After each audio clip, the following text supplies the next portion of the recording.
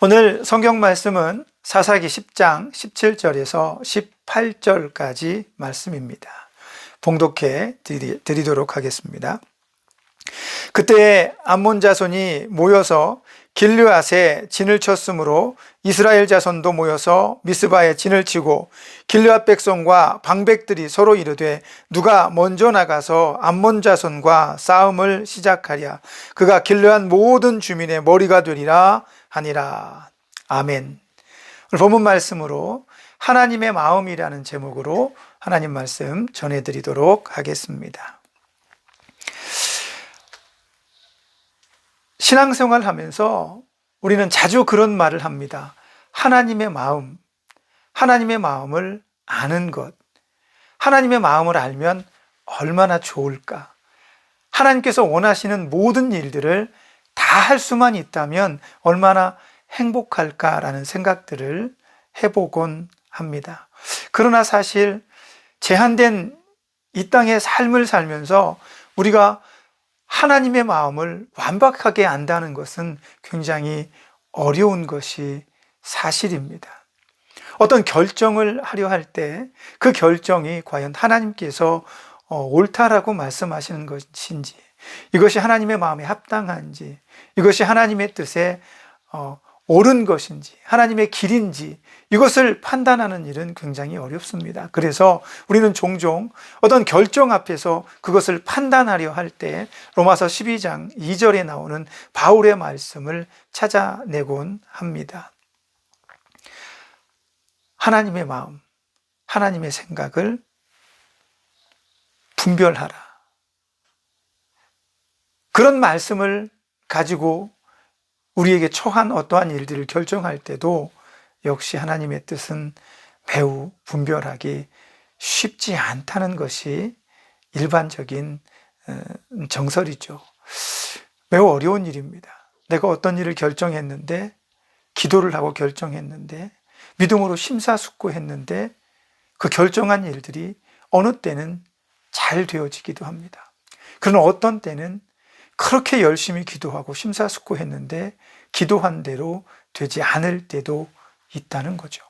물론 우리는 그 일이 내가 기도하고 하나님의 말씀대로 심사숙고해서 내린 결정이라 할지라도 그것이 잘 되어지든 그것이 내가 원하는 대로 되어지지 않든 모든 것이 하나님께서 이끌어가는 한 과정이라고 믿기는 합니다. 하지만 그것을 내 삶으로 받아들이는 일은 매우 어려운 일이죠.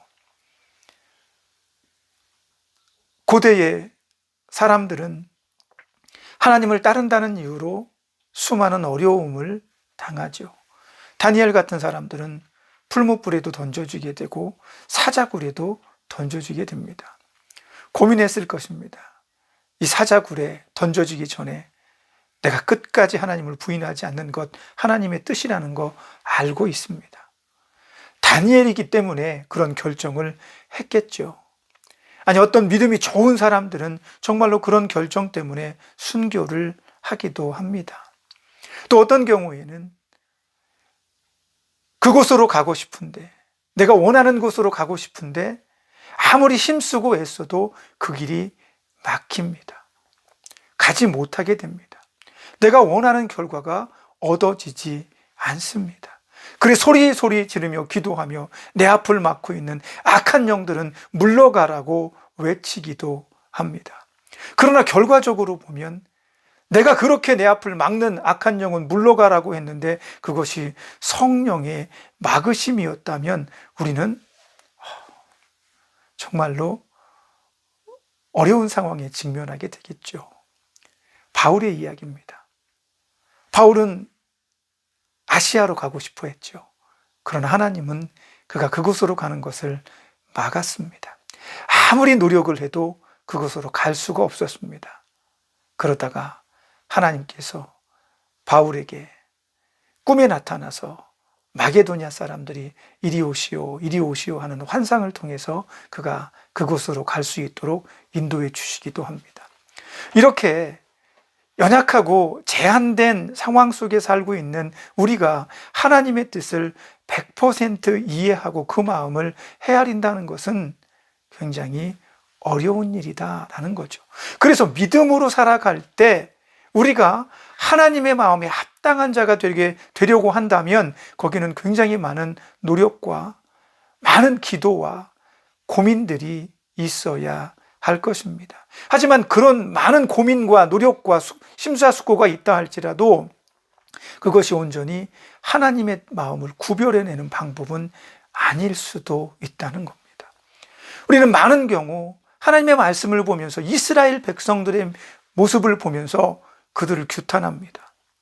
어떻게 이렇게 어리석을 수가 있지?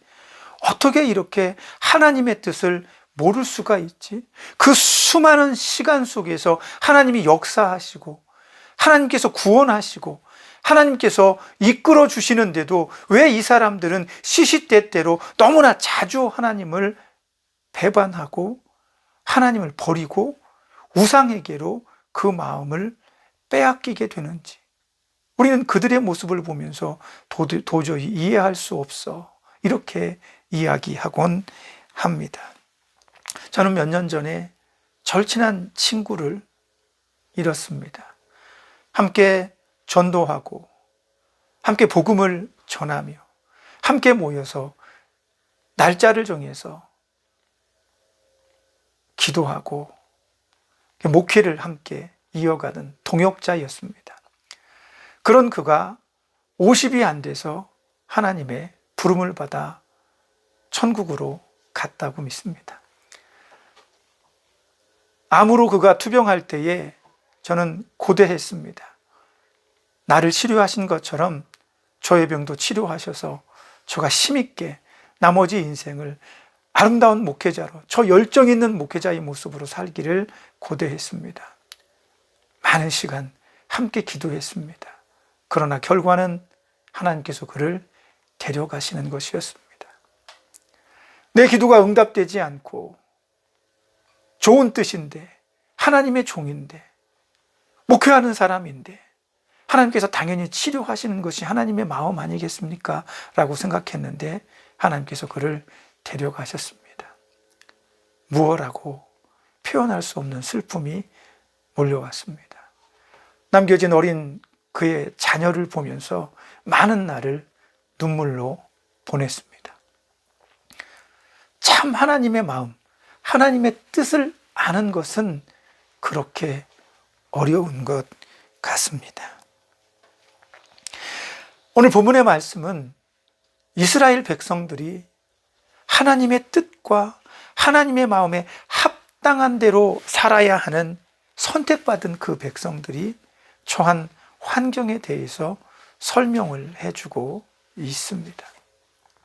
그들은 그들의 대적 암몬과 전쟁을 앞두고 미스바에 진을 치고 있습니다. 그런데 그 상황이 매우 답답한 지경입니다.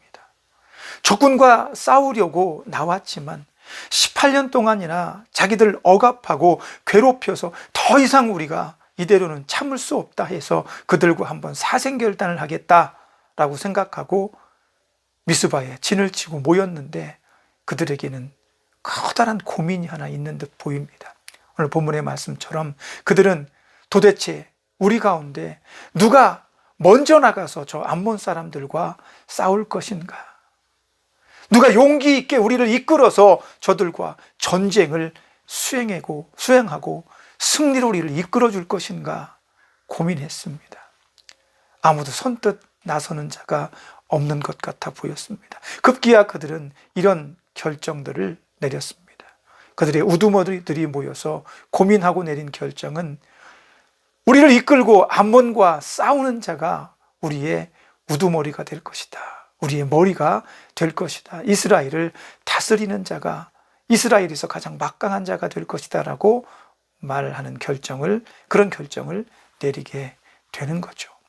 오늘 10장 17절과 18절의 말씀은 11장과 연결이 됩니다. 11장에 나오는 입다라고 하는 사람을 출현시키기 위해서 오늘 본절에서 아마도 이런 내용을 언급하고 있는 것이 아닌가 싶은 생각이 들어집니다. 입다의 이야기는 다음 시간에 하도록 하고, 오늘은 도대체 하나님의 백성 이스라엘에게 왜 이런 지경의 사건, 이런 상황을 이스라엘이 직면하게 되었을까라는 측면에서 오늘 하나님 말씀을 한번 살펴보려고 합니다.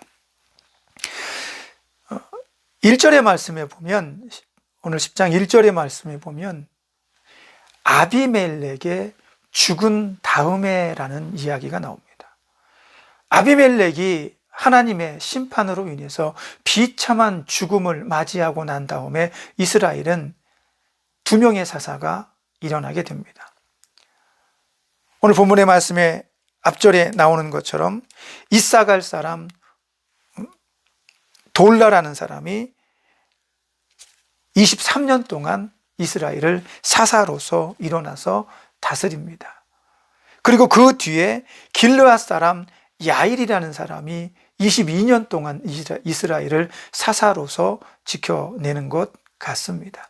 그리고 나서 그들에 대한 이야기, 특별히 사사 야일에 대해서 오늘 본문에서 10장에서는 설명을 해주는데 이렇게 설명해 주고 있습니다. 야일에게는 30명의 아들이 있었다고 합니다. 이 30명의 아들들은 30마리의 어린 나귀 새끼를 타고 30개의 성읍에서 이스라엘을 다스렸다라고 기록을 합니다. 다시 말하면 어린 나귀는 일반적으로 왕족이라든지 고귀한 신분의 사람들이 탑니다. 그만큼 그들은 실력 있고 힘이 있는 그런 사람이었던 것 같습니다. 한 사람의 자녀가 30개의 나라의 성읍을 통치하고 다스린다는 것은 굉장히 막강한 힘을 가지고 있는 것처럼 보이죠. 그런데 이 10장 1절과 2절에서 나오는 이 사사들의 이야기 중에서 특별히 좀 주목해 보아야 할 내용이 하나 있습니다. 그게 뭐냐면, 지금까지 사사기를 살펴보면서 우리는 사사가 일어설 때마다 하나님께서 그들을 세우시는 장면을 자주 목격을 했습니다. 그리고 그들을 세울 때는 어떤 이유가 있습니다. 미디안이라든지 주변의 다른 침략자들의 손에서 이스라엘을 구원할 때 하나님께서 사사들을 사용하셨다라는 얘기입니다. 그런데 오늘 본문에 나오는 이 돌라와 야엘이라고 하는 사사는 특정한 어떤 세력에서부터 이스라엘을 구원하였다라는 그런 단어들이 생략이 되어 있습니다. 빠져 있는 건지, 아니면 원래 있었는데 기록하지 않은 건지, 아니면 그런 것이 없었는지 더 깊이 생각을 해봐야 되겠습니다. 그러나 우리가 유추할 수 있는 단어들이 곳곳에 등장하는데, 특별히 어떤 단어가 제 마음을 끌었냐 하면 1절의 내용입니다. 아비멜렉이 죽고 난 다음에 그의 뒤를 이어서라고 하는 단어입니다. 이 사람들은 아비멜렉의 뒤를 이어서 스스로 일어난 사람들 같이 보여집니다. 아비멜렉이 죽고 난 뒤에 돌라가 일어나서 이스라엘을 구원했다, 이렇게 표현을 합니다. 하나님께서 세우셨는지 정확하지 않지만 어쨌든 이 사람은 아마도 스스로 일어난 것 같습니다. 근데 그 일어남이 어떠했느냐라는 것을 추측해 보면 아비멜렉을 뒤이어라는 이야기입니다. 쉽게 말하면 아비멜렉은 악한 자입니다. 자기 힘으로 이스라엘의 왕이 되보겠다고 설친 사람이며 끝내는 심판을 받았죠. 그런데 그 사람의 뒤를 이어서 일어난 이 두 사람의 사사는 특별한 어떤 그 영웅적인 사사로서의 활동은 기록하지 않고 있습니다. 그렇다면 우리가 추측해 보건대 막강한 힘과 권력을 가진 그들이 나름대로 이스라엘을 혼란스럽고 분열된 그 이스라엘을 어느 정도 나름대로 자기들 실력과 능력으로 그렇게 통치하고 다스리고 있었던 것은 아닌가 하는 생각을 해보게 되는 거죠. 그런데 그런 생각과 함께 6절 말씀에서 반전이 일어납니다. 분명히 그 전까지는 사사들이 이스라엘을 구원했다라는 표현이 있지만 6절에서는 급격하게 이스라엘이 우상에게로 빠져드는 모습을 설명해 주고 있습니다. 6절부터 가만히 읽어보면 완전히 우상 종합 백화점입니다. 그들은 블레셋, 미디안, 암몬, 자기 나라 사방에 있는 나라들의 신들을 섬기기에 이르릅니다. 대표적인 신이 바알과 아스타롯이죠. 그리스 사람들은 아스타롯을 아프로디테라고 부릅니다. 그 로마 사람들은 비너스라고 부르죠. 사랑의 여신이며 성적으로 좀 문란한 그런 여신에 속합니다. 근데 그런 신들을 이스라엘 백성들이 가감없이 받아들이는데 이 민족 것도 받아들이고 저쪽 민족 것도 받아들입니다. 수많은 우상들을 받아들이면서 그들은 하나님을 버렸다라고 성경은 기록을 하고 있습니다. 이런 일들이 단순간에 일어난 것이라고 보지는 않습니다. 어쩌면 이미 진행되어져 왔던 것이 아닐까.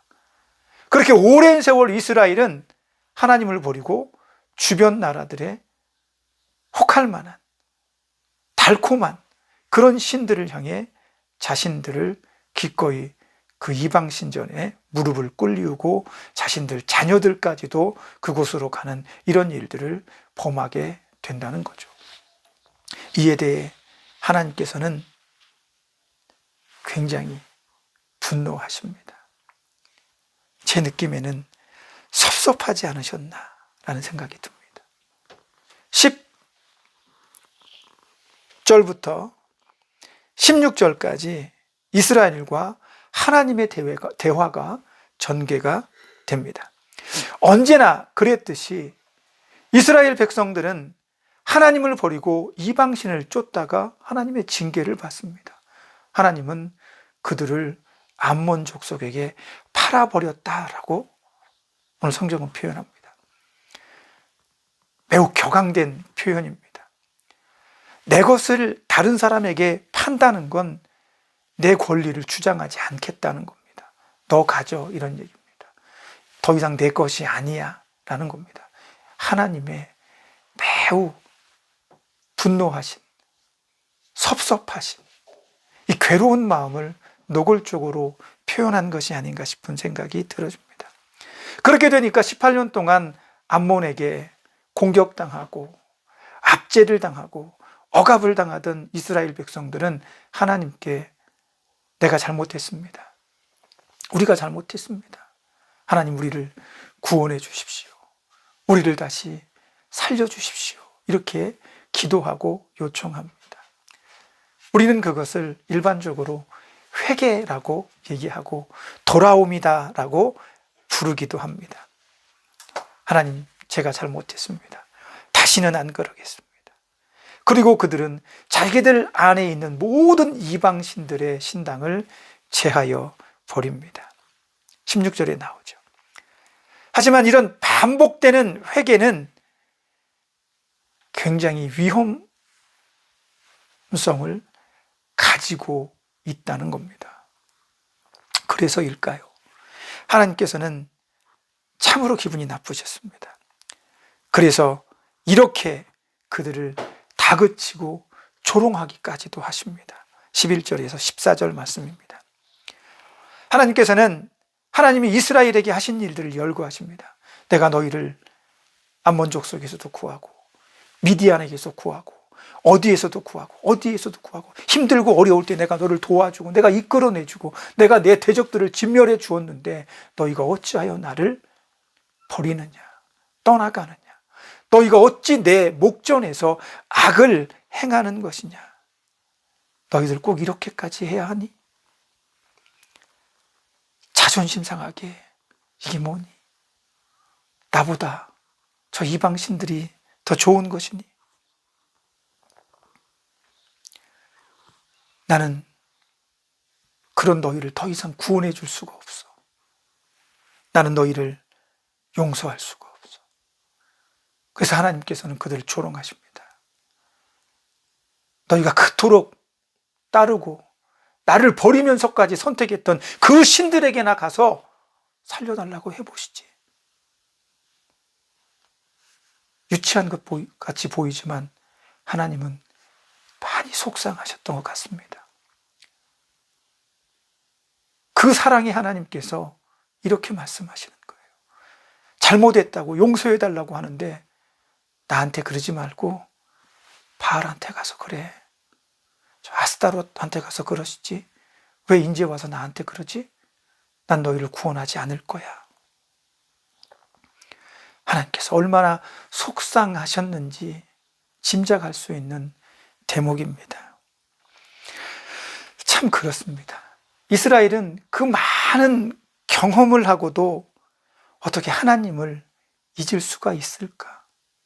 그 오랜 세월 조상에서부터 조상까지 또 아버지에서 그 할아버지와 그 할아버지에 이어서 내려오는 그 엄청난 믿음의 증거들 앞에서 그들이 어떻게 이렇게 하나님을 쉽게 잃어버릴 수 있을까?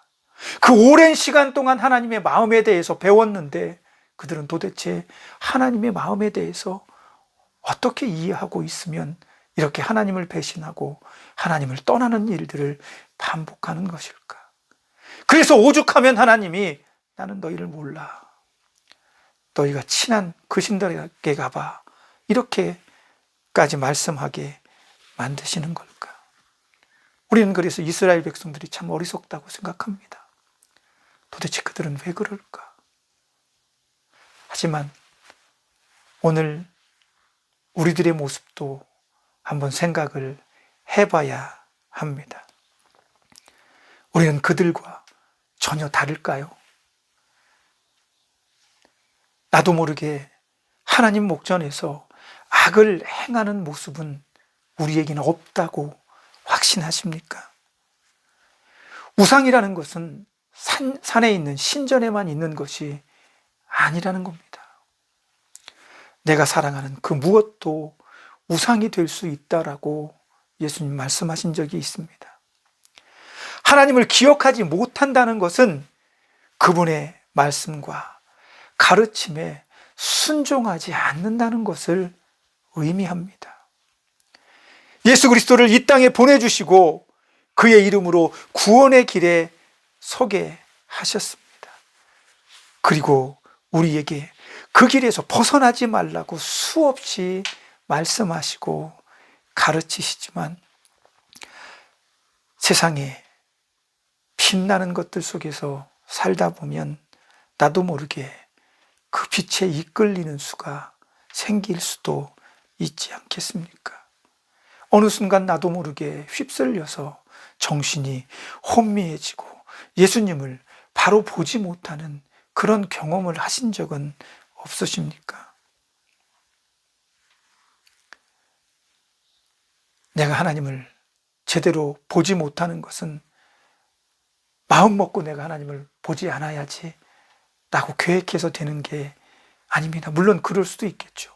그러나 많은 경우에는 자기도 모르게 어느 순간에 하나님을 보지 않고 있다는 것을 느낄 수도 있다는 거죠. 물론 느끼고 깨달으면 그 순간이 정말 행복하고 감사한 일이죠. 그러나 깨닫지 못하는 수도 많이 있습니다. 그래서 죄가 깊어지고 죄의 무게가 무거워질 수도 있다는 겁니다. 우리 죄를 다 예수님께서 용서해 주셨잖아요. 그런데 우리는 여전히 짐을 짊어지어야 합니까? 예수님 우리 죄를 용서해 주셨습니다. 그러나 그 죄에 대한 용서, 그리고 우리가 앞으로 지을 죄도 우리가 회개만 한다면 예수님께서 용서해 주실 것입니다. 그러나 중요한 것은 우리의 인생은 결코 짧지 않습니다. 내 잘못을 뒤돌아보고 내가 오늘 회개하고 용서를 받는다고 해서 그 시점으로 내가 구원을 즉시 받고 천국에 가는 것이 아니라 남아있는 내 인생을 20, 30년, 40년, 50년을 살아야 합니다. 그 속에서 우리는 또 수많은 우리를 어지럽게 하고 혼미하는 것들 속에서 살아내야 되기 때문에 그래서 성경은 깨어있는 자가 되라고 말씀하는 겁니다. 시시때때로 우리는 범죄할 수 있습니다. 그 범죄 때문에 우리는 하나님께 책망을 받을 수도 있습니다. 하나님의 말씀에 순종하지 않고 하나님의 말씀에 따라 살지 않고 사랑하지 않으며 누군가를 미워하고 용서하지 않는 이런 행동들이 쌓이고 쌓이면 결국은 우리는 더 큰 죄도 지어낼 수가 있게 되는 거죠. 그래서 우리는 우리 삶 속에서 쉼없이 내가 과연 잘 살아가고 있는지, 내가 믿음대로 살고 있는지 자기 삶을 살펴야 한다고 배우는 것입니다. 욥이 훌륭한 것은 그가 위대하고 대단해서가 아닙니다. 날마다 자기가 살아낸 그 하루를 뒤돌아보며 결산하고, 회개할 것은 회개하고, 오죽 답답하면 자기 자녀들을 위해서까지도 제사를 지내는 이런 모습을 보였던 것처럼 우리도 날마다 깨어서 하나님을 바라보고 예수님의 말씀에 나를 비춰보아야 합니다. 게임만 하는 것, 그게 무슨 죄입니까? 죄 아닙니다. 그러나 그 시간이 길어지면 땀 흘리고 수고하고 애쓰는 것이 없어지기 때문에 죄가 될 수 있습니다. 욕하는 것, 죄죠. 작은 죄라고 생각합니다. 저도 많이 경험했습니다. 그러나 그 욕의 깊이가 깊어지면 독이 됩니다. 남을 헐뜯는 것도 역시 마찬가지입니다. 처음에는 장난처럼 농담처럼 헐뜯었지만 나중에는 이것이 미움이 됩니다. 경멸함이 됩니다. 지금 세계 곳곳에는 싸움이 빈번합니다. 같은 나라에 살지만 서로 반목하고 적인 것처럼, 무서운 원수인 것처럼 서로를 대하는 풍조가 너무 많이 퍼져 있습니다. 그렇게 하다 보면 더 끔찍한 범죄도 일어나게 되는 것입니다. 작은 죄도 하나님 보시기에는 큰 죄나 마찬가지지만 작은 죄가 쌓이고 쌓이면 더 큰 죄가 되는 것입니다. 가인에게 하나님께서 찾아오셨습니다. 그에게 말씀하시기를 문지방에 죄가 엎드려 너를 걸려 넘어지게 하려는구나 라고 합니다. 그때는 그가 죄를 지은 상태가 아니라 죄를 지으려고 마음속에 품었던 때입니다. 하나님은 그에게 경고하십니다. 그렇게 우리 안에 나쁜 것들이 쌓이면 죄가 되는 거죠. 그 죄들이 실행되지 않도록 날마다 하나님 앞에서, 예수 그리스도의 십자가 앞에서 우리는 무릎으로 기도하고 하늘을 바라보아야 합니다. 그러나 이스라엘은 오랜 시간 터득해왔던 믿음에 대한, 하나님에 대한, 하나님의 뜻에 대한 것들을 자꾸만 잃어버리게 됩니다. 처음에는 야, 무슨 이방 신전을 가고 그래? 하나님께서 기뻐하시지 않아 라고 말했지만 이 사람도 가고 저 사람도 가니까 유행인 것처럼 휩쓸려 가는 사람들이 생겨나게 됩니다. 너도 나도 가고 많은 사람들이 가니까 일상에서 이제는 뭐 크게 문제가 되지 않는 것처럼 보입니다. 그러나 우리 삶에도 그런 일들이 분명히 있을 수가 있다는 거죠. 게으름을 피우다 보면 그 게으름이 언젠가는 나를 집어삼키게 됩니다. 내가 내 몸을 쉬게 하는 것 같지만 어느 순간에 게으름이 나를 일하지 못하게 만들 수도 있다는 거죠. 오늘 성경은 우리에게, 그런 환경 속에서 사는 우리에게 다시 한번 하나님을 올곧이 바라보아야 된다라고 권면해주고 있는 것입니다. 이스라엘의 모습을 보아라. 그들이 오늘 하나님과 이야기하는 것을 한번 보아라. 죄짓고 잘못했다고 하고, 죄짓고 잘못했다고 하고, 하나님께서 얼마나 기분이 나쁘시면 나는 너희를 구원할 마음이 없으니 다른 신에게나 가봐 라고 말씀하기까지 하느냐. 내 삶을 점검해야 합니다. 한 달 살고 점검하지 마시고, 한 1년 살고 잘 살아왔는지 점검하지 마시고, 하루가 지나기 전에 내 삶을 점검하십시오. 시간이 되고 여유가 된다면 그 시간마다 잘 서 있는지, 잘 걷고 있는지, 믿음으로 나아가고 있는지 살펴보십시오. 하나님께서 우리에게 원하시는 건 바로 그런 것입니다. 완벽할 수는 없습니다. 하나님께서 원하시는 건 조금 더 말씀에 충실하려고 노력하는, 애쓰는 모습, 그런 모습들을 통해서 성령이 우리 안에서 더 강하게 우리를 이끌어 주시고 우리 삶에서 승리할 수 있는 길로 인도해 주신다라는 것입니다. 현재 내 삶을 하나님께서 보고 화가 나시고 기분 나빠 하시는 것은 없는지 한번 상상해 보십시오. 더 깨어있는 믿음의 삶으로 나아가기 위해서 우리는 우리의 눈을 부릅떠야 하지 않겠습니까? 그러기 위해서 세상 사람들의 말에 휩쓸리지 마십시오. 다들 그러니까 나도 괜찮겠지라고 생각하지 마십시오. 죄를 짓고 용서하고 이것이 반복된다고 또 죄의 길로 들어섰다가는 큰 일이 날 수도 있을 것입니다. 다행히 이스라엘은 하나님께, 그렇게 하나님께서 자기들을 조롱하고 멸시하는데도 자신들을 맡깁니다. 네, 하나님, 내가 잘못했습니다. 그래도 하나님 처분에 맡기고 나는 하나님을 지금부터라도 섬기며 살아가겠습니다 라고 16절에서 말합니다. 그리고 나서 오늘 17절, 18절을 보니 그래도 그들에게는 여전히 구원자가 없는 것처럼 보이지 않습니까? 서로 눈치만 보고 있는 상황이 오늘 본문의 내용인 것 같습니다. 그러나 이미 성경은 하나님의 마음을 알려주었습니다. 16절 하반절 말씀에 보면 이스라엘의 그런 힘든 모습, 곤고한 모습, 이 곤고하다는 것은 어렵고 힘든 상황에 처한 것을 고생스러운 상황에 처한 것을 이야기하죠. 그런 곤고한 이스라엘 사람들을 보시고 하나님은 마음에 그들을 위해서 근심하셨다라고 오늘 16절 하반부에 성경 기록해 주고 있습니다.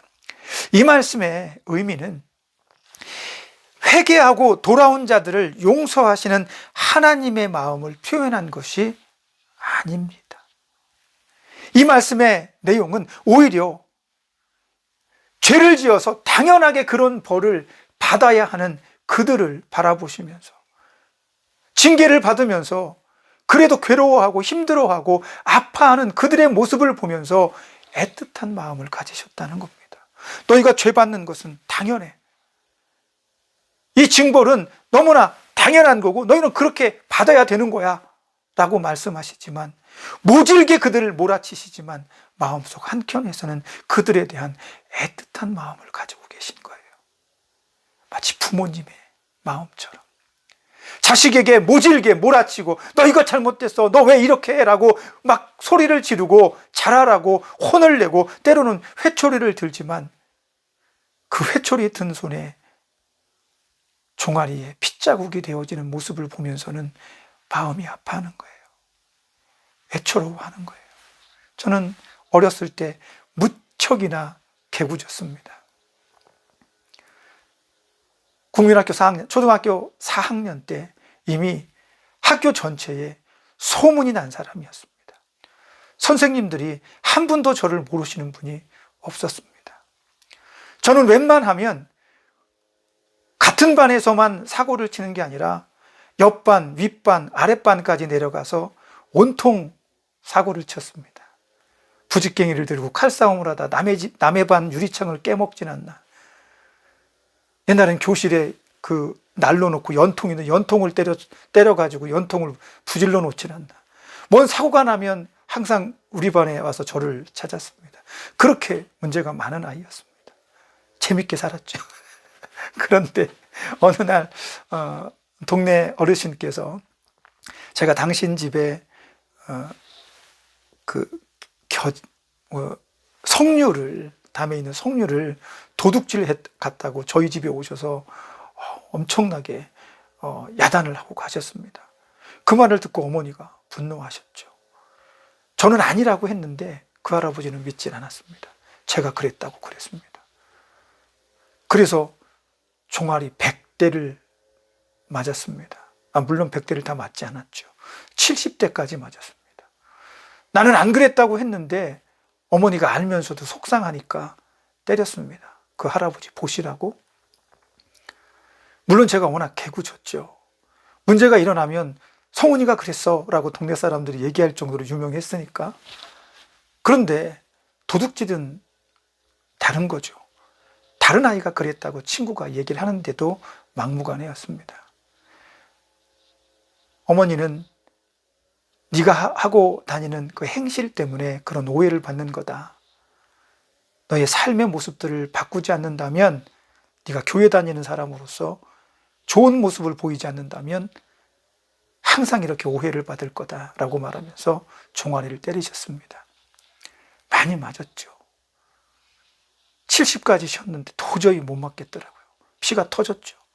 그날 밤에는 똑바로 누워 자지도 못했습니다. 종아리가 땅에 타면, 너무 바닥에 닿으면 아파서.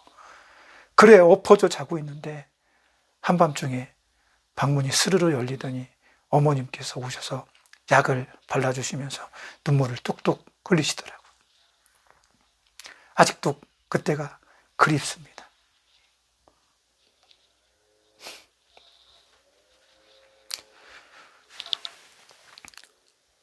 나를 때렸지만 어머니는 사랑해서 내 다리를 부여잡고 눈물을 흘리셨습니다. 오늘 이스라엘의 고통당하는 모습을 보는 하나님의 심정이 바로 그러하지 않았을까라는 생각을 해봅니다. 하나님은 바로 그런 마음으로, 그런 애틋한 마음으로 죄인을 사랑하시고 보듬어 주시고 그들을 구원하시겠다라고 작정을 하시는 거죠. 오늘 이스라엘 백성들은 자신들의 죄의 결과로 고독하고 혹독한 대가를 치르고 있지만, 지금 무엇을 해야 할지 모르는 상황에 있지만 하나님은 그들을 다시 구원하실 계획을 가지고 계셨던 겁니다. 나는 너희를 몰라. 다른 신들에게 가서, 네가 따르는 그 신들에게 가서 너희를 구원해달라고 말해 라고 말했지만, 하나님의 그 마음 속에는 우리를 끝없이 사랑하시는 그 애틋한 사랑의 마음이 있었다라는 겁니다. 성경은 오늘 우리에게 그러한 사실들을 일러주고자 하십니다. 죄를 지어도 너를 끝까지 사랑하실 거야, 그러니 마음대로 죄를 지어, 이런 것이 아닙니다. 하나님의 그 무너지는 마음을 바라보고, 하나님의 그 찢어지는 마음을 바라보고 죄에서 돌이키라고 말하고 있는 겁니다. 제발 죄로 나아가지 말라고 말하는 겁니다. 세상에 아무리 너희를 유혹하는 것이 많아도, 세상에 아무리 너희가 합당히 여기고 고개가 끄덕여지고 수군가는 것이 많다 할지라도 그것이 하나님의 뜻이 아니라면 발을 들여놓지 말라고 말하는 겁니다. 아예 처음부터 하나님의 그런 마음을 만들지 말았으면 좋겠다, 아니 그렇게 하지 말아라 라고 성경은 우리들에게 가르쳐주고 있는 것입니다. 그래서 더 이상 하나님을 아프게 하지 않았으면 좋겠습니다. 하나님이 속상하지 않게 했으면 좋겠습니다. 하지만 나는 부족하잖아요. 그래서 우리는 날마다 십자가 아래서 하나님 제대로 가게 해주세요. 하나님 나 또 이런 잘못을 했습니다. 이런 죄를 저질렀네요. 하나님 나를 도와주세요. 끊임없이 그 죄와 싸워야 합니다. 그래서 바울은 날마다 자기를 십자가 아래서 죽는다라고 고백하잖아요. 그 엄청난 하나님의 복음을 가지고 그 엄청난 일들을 하는 바울이라도 자기도 모르는 사이에 저지를 수 있는 죄가 두려워서 십자가 아래서 날마다 기도했던 것은 아닐까. 저와 여러분도 그렇게 살아가야 되지 않겠습니까? 바울만큼은 아니어도 내 삶 속에서 오늘도 하늘을 바라보며 하나님을 바라보며 나의 어머니 아버지 같은 마음을 가지고 나를 끝까지 사랑하시는 그 하나님의 마음에 대못을 박지 않겠다. 결코 쉽지 않겠지만 우리는 그런 마음으로 하나님과 함께 걸어야 하는 것입니다. 사사가 일어나서 나를 구원했어. 하나님의 능력이 나를 이렇게 세웠어. 우리를 이렇게 위대하게 만들었어. 중요하지 않습니다. 물론 행복하고 좋은 일이죠.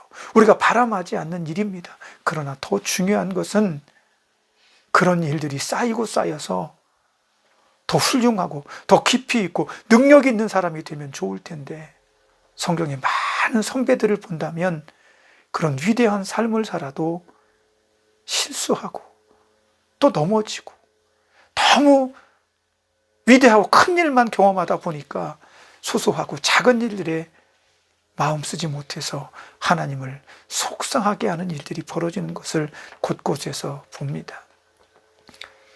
저와 여러분은 위대한 삶을 꿈꾸어야 할 것입니다. 하나님께서 크고 아름답게 사용하시는 것들을 소망하십시오. 그러나 그것보다 앞서 내 안에 작은 죄에도 민감하게 몸서리치고 하나님을 향해 읊조리며 하나님을 향해 다시 한번 나를 똑바로 세우는 깨어있는 신앙을 가지는 그런 신앙의 삶을 먼저 추구해내시는 저와 여러분이 되시기를 예수님의 이름으로 축복합니다. 그런 삶이 되었으면 좋겠습니다. 저희 여러분 모두 그런 삶을 향해 이 한 주간도 힘차게 말씀과 기도와 찬양의 삶으로, 모범적인 삶으로 나아갑시다. 기도하겠습니다. 하나님 감사합니다. 믿음으로 살아가는 것, 힘겹고 어려운 삶의 여정들 속에서 우리는 끝까지 포기하지 않고 하나님의 마음을 찾아 십자가 아래로 내려갈 것입니다. 하나님께서 원하시는 마음, 그 뜻 순종하고 싶습니다. 말씀에 충실하고 기도에 내 삶을 쏟아내므로 하나님께서 원하시는 것이 무엇인지 조금 더 고민하고 기도하며 어떠한 것도 받아들이고 하나님의 순종에 나아가는 우리가 되게 축복하여 주옵소서. 이 한 주간도 하나님과 동행하는 멋진 그리스도인들이 되게 해주세요. 예수님의 이름으로 기도합니다. 아멘.